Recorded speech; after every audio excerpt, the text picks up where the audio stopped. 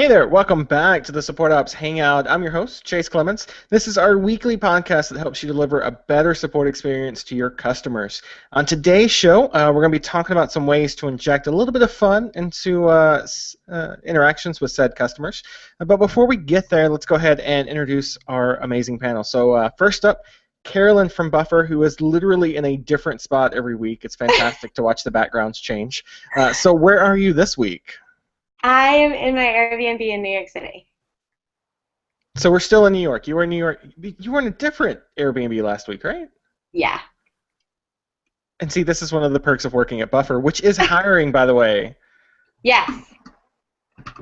So go grab a job there. And then probably the most consistent view over the last, and just for the record, this is episode 91. So over the last 91 episodes, I don't think Chase Livingston's background has changed once. Has it? Maybe new paint color. I forget how long ago we painted this room, but other than that, it's been pretty standard. Yeah, it's pretty. Except for there's an Easter egg this week. If you're watching the video, Yeah, there's an Easter egg, so you got to find it. If you do find it, tweet at us at SupportOps. Let us know that you found it because it's a fun little thing. And then last, certainly not least, Jeff, who is, again, pretty consistent with everything. I mean, besides going out and doing crazy things like getting married, his background stays the same. So how are you? I'm good. Yeah, I'm at my desk. I'm pretty much always at my desk unless I'm eating something out of the refrigerator. So, yeah, my background in life is pretty consistent, yeah. So, all right. Now that that's out of the way, that weird little intro with our panel, let's talk about fun, which I guess is a good segue here. We all strive to make support interactions as memorable for our customers as we can, but what's that really mean? What's the secret behind actually doing that? How can you make all the rainbow and unicorn things that we talk about with Buffer emails actually happen in your emails? So for this episode, we're going to talk about just a few different ways to inject a little bit of fun into every single one of your customer interactions. So, Carolyn, since we did mention Buffer unicorns and rainbows, let's start with you first. How does Buffer kind of screams fun? Basically, that's the personality that the brand expresses and does a really good job with it. So, how do you bring some of that into your emails to customers on a daily basis? Oh gosh, I'm not gonna have like such an interesting one. It's not like a trick. It's just like good support. No, I mean if it's good, solid advice, that's what we're looking for. Yeah. Yeah. I mean, there's like Carnegie style, like use a person's name and you know, try and sort of be really happy to see them or hear from them, over apologize, take blame, that kind of stuff. Make sure that they never, or try to make sure that they never feel like it was a silly question, that kind of stuff. Mentioning that other people have had the same question is sometimes a way to do that.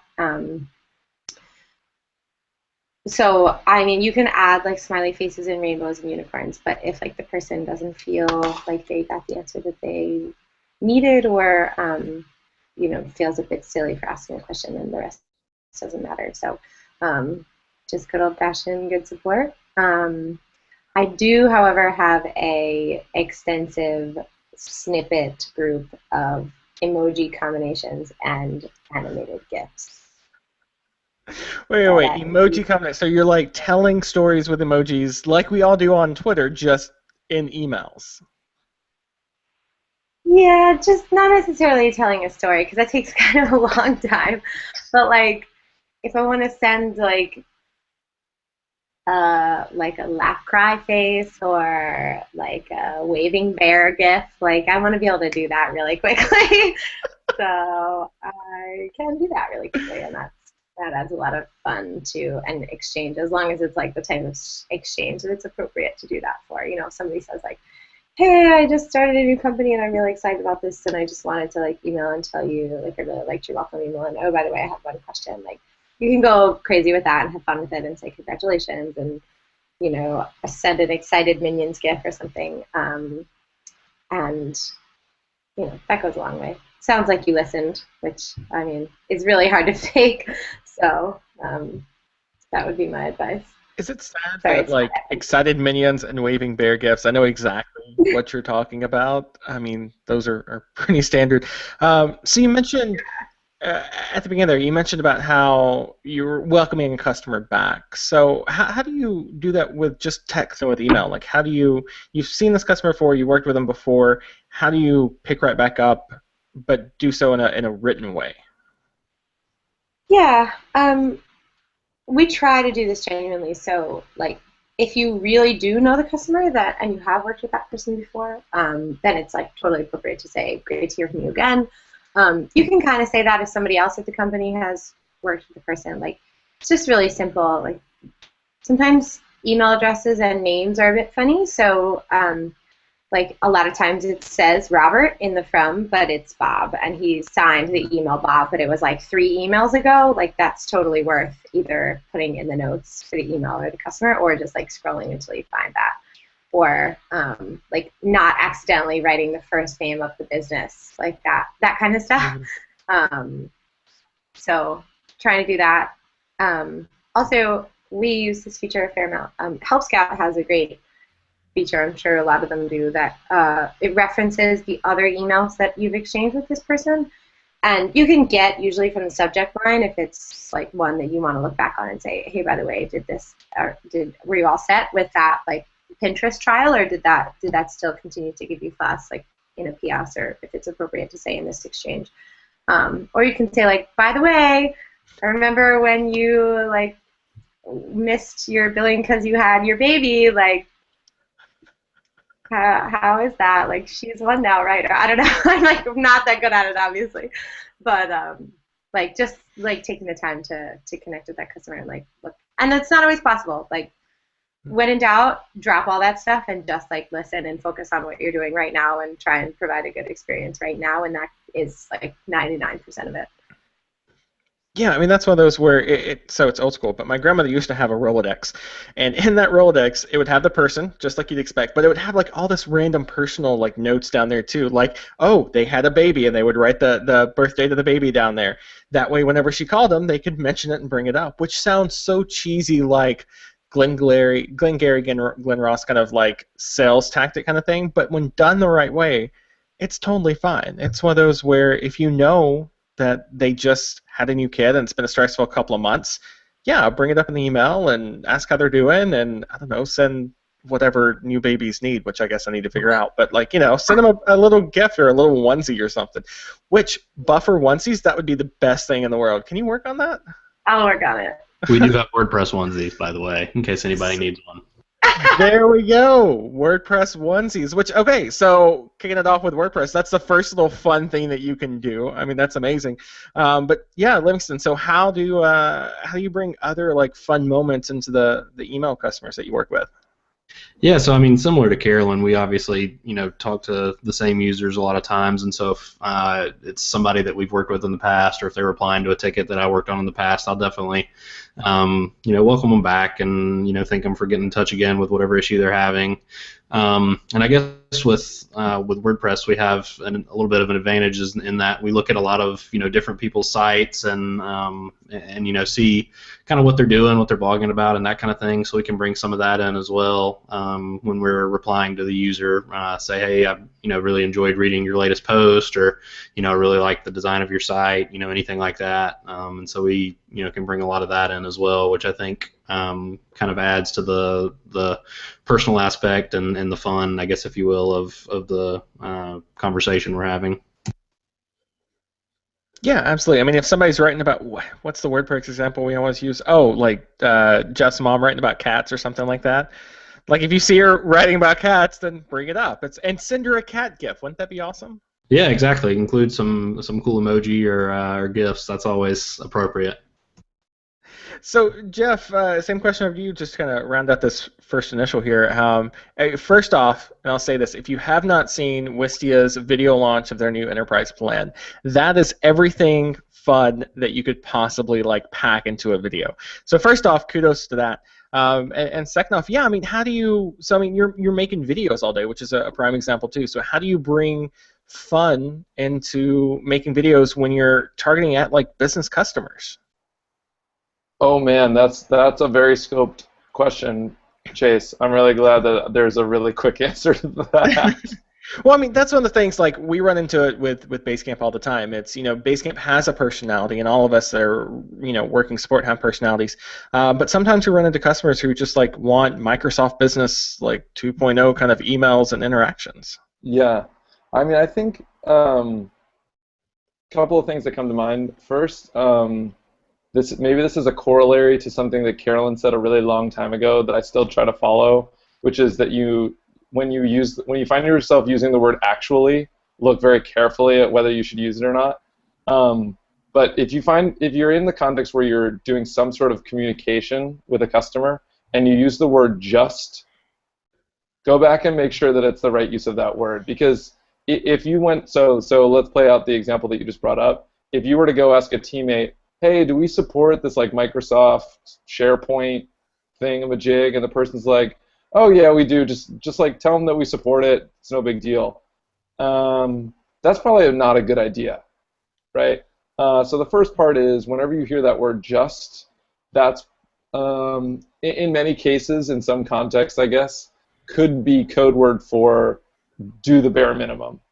And that's kind of where you end up with these like really stale, robotic, yes, you can use SharePoint, good luck, type of emails.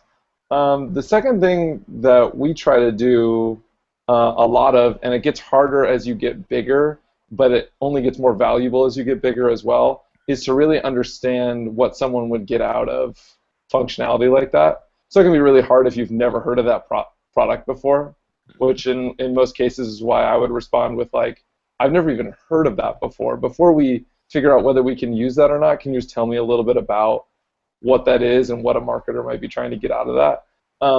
But then that makes it so that when you send something back to them, it's not just, yes, you can use it. It's like, yes, you could be sharing with your entire team securely in minutes, and you might do something a little fun around that concept. If you understand the underlying goal that they have, you can have way more fun with it, and they will get the joke, if you get what I mean, as opposed to just being wacky, and they're like, wow, those guys are super wacky, and they have nothing to add. You kind of want that, when you're talking to business customers, you kind of want that wackiness to add something to their day, or else you run the risk of them being like, today is a really stressful day. That is not helpful. As opposed to, today's a really stressful day, and my interaction with them just brought a smile to my face because they get it. So that's, hopefully I just covered that. What I think those two really key things are. And yeah, it's really hard as you scale, but I would argue very important. Yeah, since Carolyn was not along there, anything to add in there? Because, like, again, if you're watching the YouTube video version, it was mostly us three sitting here going, yep, Jeff is right, like normal. I dropped out, and I don't know if we're on the same question or a different question.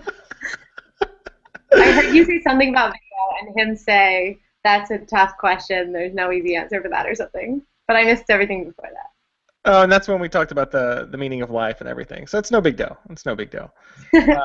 Yeah, so I think, so first off, your customer base is always going to be different, right? Because if you're dealing primarily with enterprise level, Microsoft SharePoint 2.0, whatever kind of customers, then you're not going to have as many gifts and rainbows and everything else, I don't think. So knowing your audience there and knowing who you're talking to is a big thing. And one of the ways, like Carolyn mentioned, going back and looking at previous interactions, you can see who responded well to gifts and emojis and fun little things here and there, and who didn't. So do your homework a little bit. Like whenever I open up a case, the very first thing I do is go back and look at some of our past interactions. And most of the time, your support app is going to make it easy to get to those. Like Carolyn mentioned again, it helps out, puts them right over there on the right. You can click through them real quick, just double check things. So really know your audience before you kind of decide to throw in excited minions and then be like, what is this? Why am I getting this? I think it's also important to know where the line is. So Livingston, we'll start with you on this one. Since WordPress is literally used by everybody, something crazy like quarter of the web or something like that.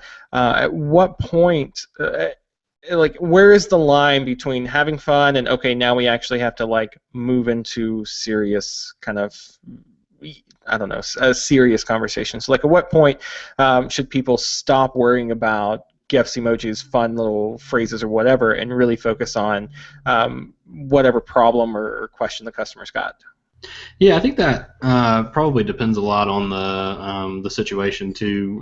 Some users are a little more receptive and open to having some fun while we're trying to figure out their issue, and some users are either having an issue that's really affecting them like in a serious way, or they're just not interested in joking around, and they just want to ask you their question, get an answer, and be done with it. So I think a lot of times you sort of have to use your best judgment and feel out what that user, the particular user you're working with, might be okay with. I have some users a lot of times will comment like on my happiness engineer title and say that sounds really fun, something like that.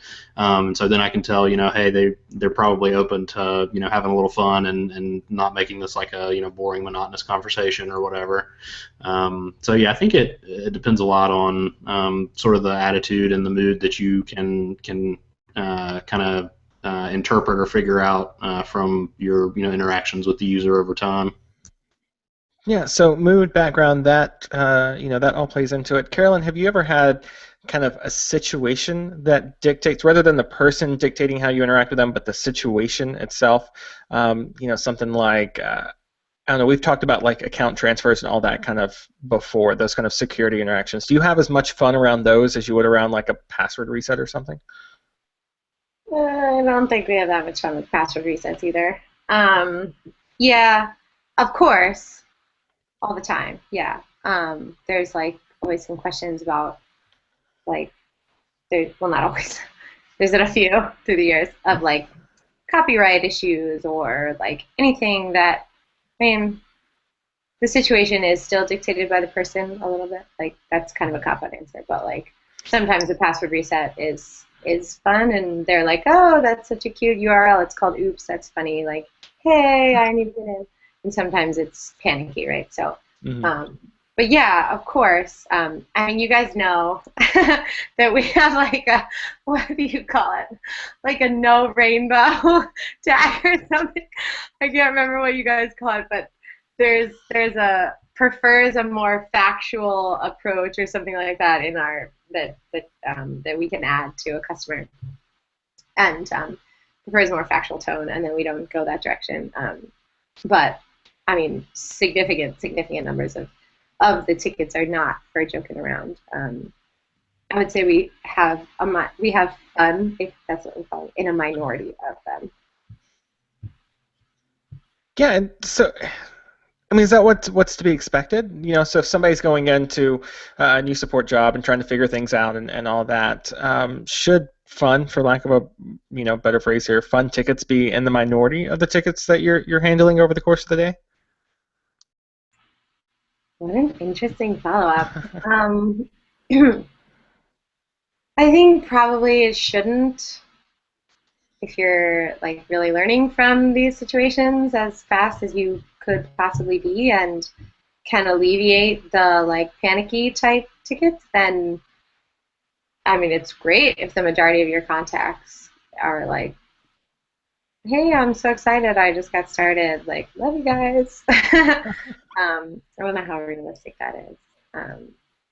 We are currently we do have the one account transfers was like the story of the drama life at my email marketing job as well. And it happens here too, because like someone signs up for an account and connects a Twitter profile, and that means it steals it from a different account. And like we're trying to untangle that, but sometimes it needs to happen that way. And so there's like a lot of that. And so we're trying to solve that right now, but that's like kind of a tricky one. So, but that if we do figure out a way to solve it, that would like cut down significantly on the types of emails we get where people are like, I just logged into my account and everything's gone, and oh my god.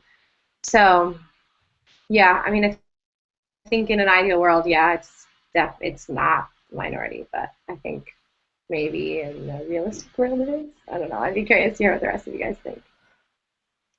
Maybe in Bufferland it is. Yeah, I think so with Basecamp. I think it's kind of similar. And I'll preface this by saying I'm not unicorn emoji kind of guy. There are little fun little things I do here and there, but definitely I've got some GIFs on text expander snippet like shortcuts, but definitely not any emojis at least. But yeah, I think it's one of those where the majority. So Jeff calls them tough cases, right? Cases where there's not a real easy, clear-cut paste, copy and paste kind of answer. It's ones where they're going to be unique to the situation and account ownership transfers. I think that's the best kind of like epitome of an example here. You're not going to have fun with the account owner transfers, but those transfer cases are not ones that are easy to fix. They're not ones that are easy to kind of automate or move out or really make an impact with as far as your queue percentages go and everything. And yeah, I mean it's so like Carolyn was talking about. Somebody walks into a buffer account, everything's empty. It's like walking into your house and your house not being your house anymore, and there's no fun moment to be had there. It's panicky. It's what's going on. I need to know, and that's kind of just the nature of that situation. So for us, for me at least, the majority of cases I deal with, you can have a little bit of fun here and there, but it's definitely in the minority. Jeff, what do you think with video? Is kind of fun cases like that in the minority for Wistia too? I would say we get the majority. Oh, thought I was still muted. The majority of our cases, I would say, are probably more on the fun side, where someone is kind of like. So for context, we've allowed people to self-designate themselves as emergencies on weekends for probably going on 2 years now, and I'd say that percentage is still under 1%, probably hovering between 1 and 3% on any given weekend.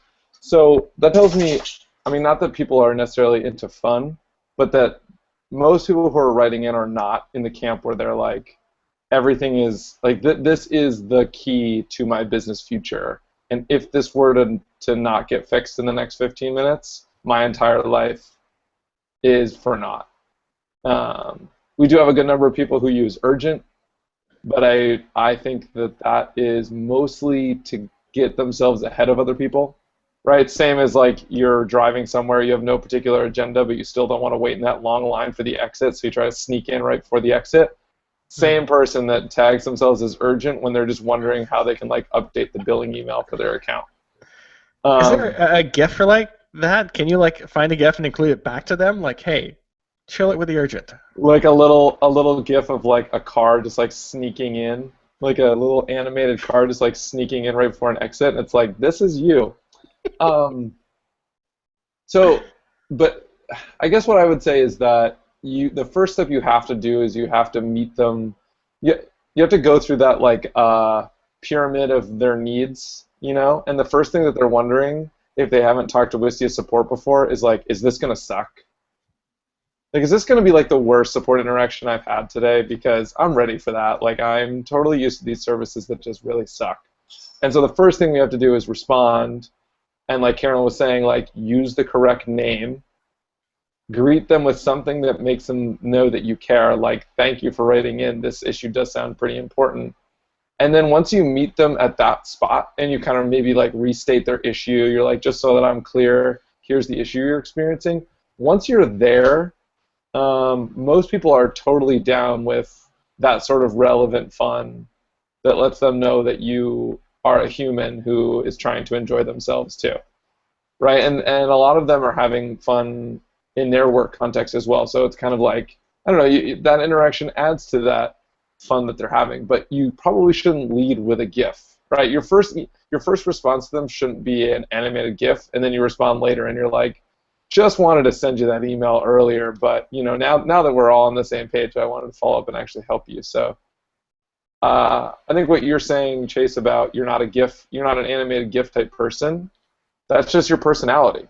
Like, you shouldn't go, if you were to go start a new job and they're like, hey, everyone has to have 4 exclamation points and animated GIFs in every email, that's just not a good fit for your personality. But you probably do work with someone at Basecamp who's like an emoji addict. And as long as, the people who they're working with are kind of like, yeah, I really enjoyed working with that person, I learned a lot, and they kind of brighten up my day, there's really no, I've yet to find some place where it's like a hard and fast rule Because I think it was Kathy Sierra who said this first, or that I learned it from first, but the organization, no matter how business-like it is really just made up of a bunch of people who are hoping that their lives are going to be fun. So government or whatever it is, it's like they still want to have that fun, just don't let it get in the way of them meeting their deadline. Yeah, and for the record, we are very much an emoji company. I mean, that was 3 of our guys that started, that created the Emoji Source app, which is fantastic. So, I mean, yeah, emojis I can get behind. Gifts, so on. And that's one of those, Carolyn, why? Why is that such a shocker? I mean, I don't know. I just... It's not a shock. I just don't agree. Okay. So, which brings up a good question. So, yeah, I mean, as far as, when we think about, Buffer, Automatic, Wistia, Basecamp, there's kind of a general personality that comes out of every company, right? So with Buffer, when you've got somebody that's a little bit more, so like if you hired me or you hired Chase Livingston, right, 2 of the most reserved guys I know, if we didn't have lots of emojis and GIFs and everything else in our replies, is that okay, or is that a sign of just like we just don't fit very well with Buffer? This is reminding me so much of the movie where she's like, "You want flair?" She's like, "Why didn't you make the minimum 37 pieces of flair?" No, so we don't have exclusively a lot of clones of me, and that's maybe a really positive thing for Buffer. Yeah, we have several people who don't talk like that at all, and just like to write really warm, caring, thoughtful, helpful emails, and like that's totally great. I agree completely with Jeff that like it should absolutely reflect your personality, not like, I mean, we have like a central sort of North Star of our tone of like, we generally all tend to have the same philosophies about customers and helping customers and that kind of thing. So, certainly there's a fit there and the general approach to written communication. But no, I don't think it's necessary to all be the same, and I don't think it's really particularly healthy. It doesn't in fact make the experience that great if it's always the same. Some of us have started to sound a lot like each other over the years because somebody uses a phrase and you're like, oh, that's really empathetic, I'm going to borrow that. And then like somebody else uses a cute word like wowza, and you're like, oh, I'm going to start using that. And like, really keen to get this sorted out for you. Like we all start to sound like a little bit too similar. And like sometimes you can sound too similar to yourself if you use snippets like opener and closer snippets. So that's like another thing to watch out for. But you can even start to sound like each other, and that's even maybe worse in some ways. So, if the person says, wow, this sounds like a real problem, so sorry this happened to you, I'd really like to get this fixed, and it's word for word what they said before, what somebody else has said to you, you're like, oh, that's not very genuine. So I think diversity in that way is great. Yeah, that's one of those things where, so I've gotten burned by snippets like that before because, you start with something and 9 out of 10 customers will never ever know that you said the same opening line to anybody else. That's just nature of the beast, and that's how it goes, and that's any job that you're dealing with customers. 9 out of 10 won't even know. There's always that one, or maybe it's 95 out of 100, maybe it's just a couple. But anyways, there's a very small percentage that if you don't go back and check the ticket thread, then it will sound robotic, and they'll be like, oh, yeah, I heard that one before, so that's just, it takes away some of the magic, I think. It takes away some of, it takes that previous experience that they had. I was trying to think of a really good analogy. It's kind of like you go to Disney World and you have a really great experience with Mickey Mouse, and then as you're leaving and you turn back around, like you see somebody else have that exact same experience, and you're like, oh, maybe he's just going through the motions. Maybe, it just feels that way a little bit. You know what's so interesting about that is they have like a really advanced system to make sure that there's no 2 princess in the same, like within the same area, because you're like, I just talked to Cinderella, and then you're like, oh, there's another Cinderella, like. See, magic gone instantly. Just the magic is out. Yeah. So Chase Livingston, when it comes to automatic, massive size here, right? So when you're and hiring rapidly, so when you're bringing on new hires, when you've got them going through trials and all that kind of thing, do you find that the same kind of, I don't know, that same kind of personality starts morphing into each other? So there's like this just one kind of set of answers that people start using? I don't think so much anymore. Especially even I think it's changed a lot even since I went through trial a couple of years ago. The training has sort of become a lot more like self-starting and not as much just like somebody basically telling you how to reply to the ticket and walking through that way. It's more on the trial themselves to kind of figure out the answers with some direction and that kind of thing. So I think that for us that gives everybody the chance to sort of develop their own like voice and tone and that kind of thing with users, so that we don't all sound just alike and that kind of thing. I mean, obviously there's a general I guess tone or way we want to support our users at Automatic, but as far as how that is conveyed through each of our happiness engineers, I think everybody has the chance and the opportunity and is encouraged to develop their own way of responding to users. Yeah. So Jeff, last question for the episode goes over to you. Did you find that that was happening at any time with the Wistia support team? I mean, you've got pretty bubbly personalities in your community leaders, community managers, and you've got the same personality comes through at least a couple of support interactions I've had with the Wistia team. Was there ever a concern for you as a team lead being like, I just want to make sure that these people don't start sounding the same? Sounding the same has never really been a concern of mine, because consistency has its own value. But what I was saying earlier is kind of my two priorities. One, that you're fully understanding what this person's actually trying to get at, like what the benefit's going to be for them of this support interaction. Sometimes it's really clear. Your video just didn't encode. You'd like it to encode. It's like, oh crap, nobody likes to look at those pixels all day. Like, I'm going to get in there and figure it out for you, lickety split, whatever you say. That's really that really understanding the underlying piece, and then also feeling like you can talk in your own voice. If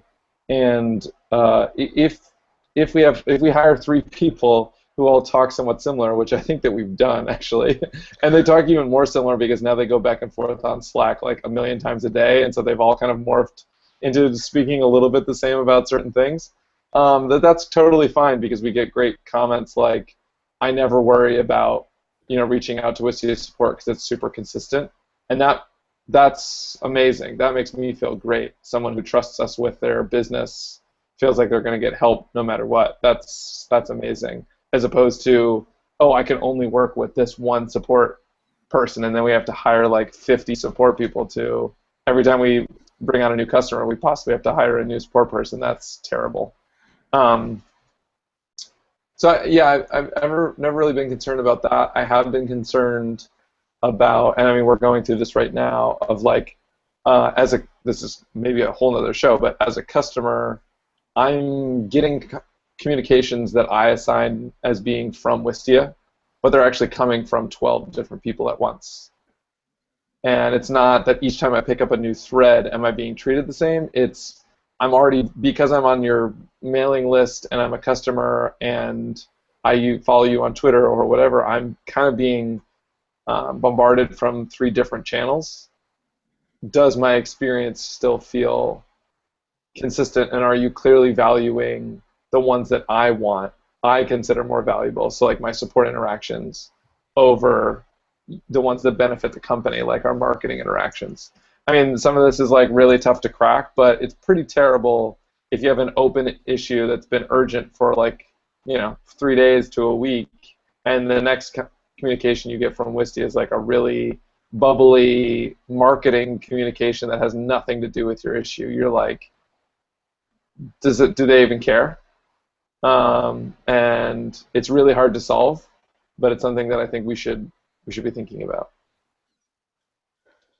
Yeah, I don't know how to solve that one, and I think, like you said, that's for another show. So we're going to leave that one alone for this one. But I do like the phrase, what would you say? It was consistently fun, right? I think that's kind of what you're aiming for with all this. It's a consistent experience, but a consistently fun one that cuts across however many people you interact with.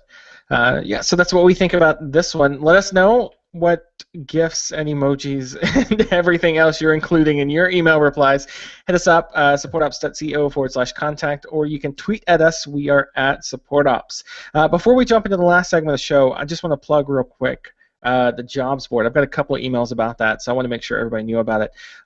If this podcast is one of your favorites and you're looking for a job, head over to supportops.co/jobs. Or if your company's hiring and you want to hire someone who has this podcast in their favorites list because they're the best people ever, head over to supportops.co/jobs. It's the only job site out there specifically for support pros like the four of us. So if you enjoyed listening to us, then I think you'll get a lot of, a lot of utility out of it. That's not a fun way to put that. What's a consistently fun way to put it? A lot of, goodness, whatever.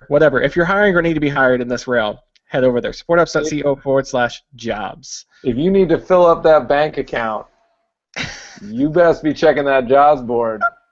I mean, I don't pay personally, but Carolyn might. You never really know. It's kind of like just a shot in the dark. We pay, and you can look up how much we pay. So if you're into transparency, check it out. They pay in puppies, but it's transparent. I don't know. I kind of feel like I want a mic drop gif or something right there for Carolyn's remark. Oh, all right. That said, that brings us to my absolute favorite highlight of every week with this crew.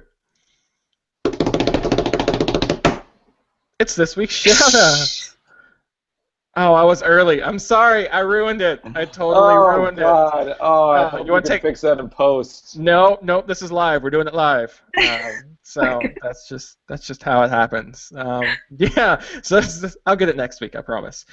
This week, these shout-outs. These are the things that are making us happy. So happy we want to shout them out from the rooftops to let you know you should be using, buying, doing whatever the thing is. So let's start with Livingston on this one. What's your shout-out for this week? So I'm going to shout out just a little app that I've been using that's been helping me out on my various like video calls and hangouts and stuff called Shush, and it basically is like a push-to-talk little app for your Mac that you can use so that you don't have to be constantly muting your microphone in Google Hangouts or other video calls you might be using.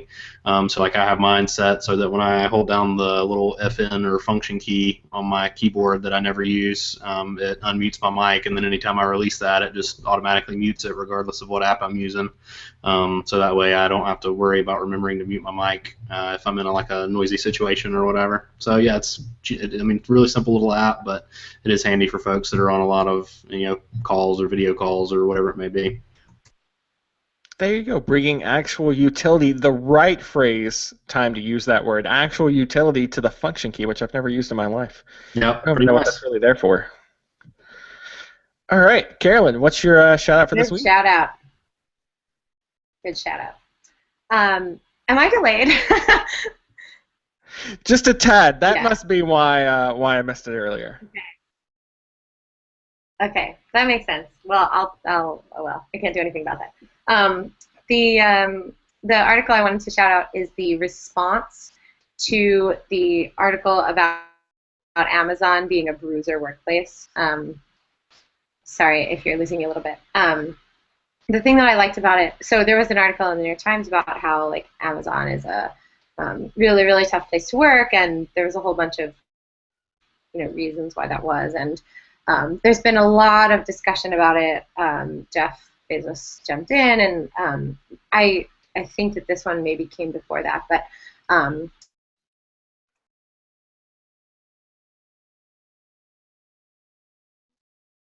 oh, I was really excited to find out which of those articles she was talking about too, and as she's gone, she's just gone. Guys, any guess on which article she was talking about? Because there was a couple. No clue. No guess. Nothing. So I'll talk to Carolyn after the show and find out exactly which one. She's probably talking about the one from some mid-level manager or something who kind of wrote his take on it. I think it ended up on Medium or something like that. But yeah, I'll find out from her. Jeff, your shout out for this week. So for our wedding one of our wedding registries was with REI, because we'd like to get into a bit more into camping, and so we got a bunch of stuff, which is great, and then we set a bunch of it up, and it turns out that the tent that we had carefully chosen was just not going to be big enough to fit myself, Marissa, and our 95-pound dog. So we went to REI with a couple of things we were going to return, but that was kind of like the big ticket item. No receipt, no nothing. Didn't even remember who had bought us the tent.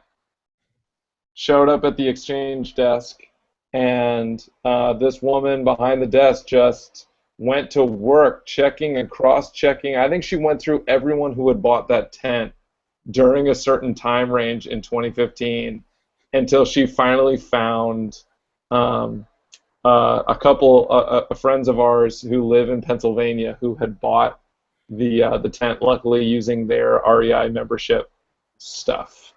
Then we had this the credit for our tent in hand, and we went over to the tent section to figure out, we should exchange it for a larger one. And there we met another super nice person who got really into what kind of dog we had. Should we get the little mudroom edition because, dogs can get messy. If you have kids, you're going to want this little mudroom edition. Oh, and by the way, this one's on sale, this one's not on sale, the whole deal. So we had a really phenomenal support experience from REI, and I left just being like floored by, I don't know how many people go in and out of that store every day, and yet how every person in there could treat you like that was their first interaction that they had had. It was like I literally watched the person at the exchange desk have like 10 interactions before we got up there, and yet you'd think she just walked in with her cup of coffee. It was great. So I think the most pressing question, did you get the mudroom? Did that happen? Oh, we got it. We got the mudroom, we got the garage, we got the little footprint thing. Oh, we got everything. Anything to keep a clean Sherman is a happy Sherman. Well, actually, I should say a clean tent is a happy mom. Essentially, Jeff is glamping, not camping here, I think is the... Now, you just wait a second, Livingston. He's got the Harry Potter tent thing going on where you like walk in, it's master bedroom on your left and a full kitchen on the right. Well, okay, I think they call those an RV, Jeff, not a tent. All that's true. Well, actually, this is just a tent that you drag behind your RV. Gotcha. And you just use it for like emergency purposes. So the tent is the mudroom for the RV. Yeah, okay, nailed it. Got it. My work here is done. See, again, if we had the GIF with a mic drop, that would be the perfect time. So Carolyn's back, and we were talking about, there was a couple of articles about the responses that came out, so we couldn't figure exactly which one. So what was the specific one? Sorry, I'm still a bit delayed, so I might drop out again, but it's the one by Nick. I'm not going to try that last name. It starts with a C. He's the head of infrastructure development. And all he was basically saying is like, yeah, this is a really challenging place to work. We treat people fairly. We have really high expectations, and you'll grow like crazy because of working here. And like, that's not something to be ashamed of. I'm not really sure how much is all true, and like, I don't have like really strong feelings necessarily that one's right and the other's not right, but thought it was a really legitimate way of addressing it. Like, yeah, this is a really tough place to work, and we do that on purpose, and we're not ashamed of that. And like, it's not, if you don't take it out of context, then you could actually potentially come here and learn a whole lot and like work in ways that you've never worked before. So I thought that was cool. I'll send you the link for the actual show notes. Dang, I was hoping you were going to try pronouncing his last name, because it's kind of like your last name. It's just, we just give up. That's all. Yeah. So my shout out this week, I mentioned it earlier, but it's the Wistia Parade video announcing their new enterprise plan, because it is absolutely fantastic, really, really well done. And it was really cool to see, I think Wistia just released a blog post today or yesterday, probably today, had to have been today, I guess, about kind of the behind-the-scenes making of it, which was really cool. I honestly thought they went out and got painted cars to match the logos in that. Really, really well done. Some color trickery there, which is really cool. And just some other odds and end things. You'll also get to see Jeff trying to get in his costume, which is probably my favorite video I've seen, if at least this month, probably all year. So definitely go check that out. We'll have that and all the other ones up on the show notes at supportops.co. Big thanks again to the awesome panel. Aren't they just the absolute best, even when they drop out and come back? Because it's always insightful. And really, I'm waiting for a mic drop GIF. I've got to find one, a really good one, and kind of have it on snippet. Yeah, exactly. Giphy is fantastic, absolutely fantastic. Quick housekeeping note, I should point out, we're off next week for Labor Day here in the States, so we're not going to be on the air for that one. But we will see you again in 2 weeks, and to make sure you don't miss it, do us a favor, subscribe to the weekly podcast. Just open up your podcast app of choice, find us there. It's really simple, usually has a big subscribe button right there, something like that.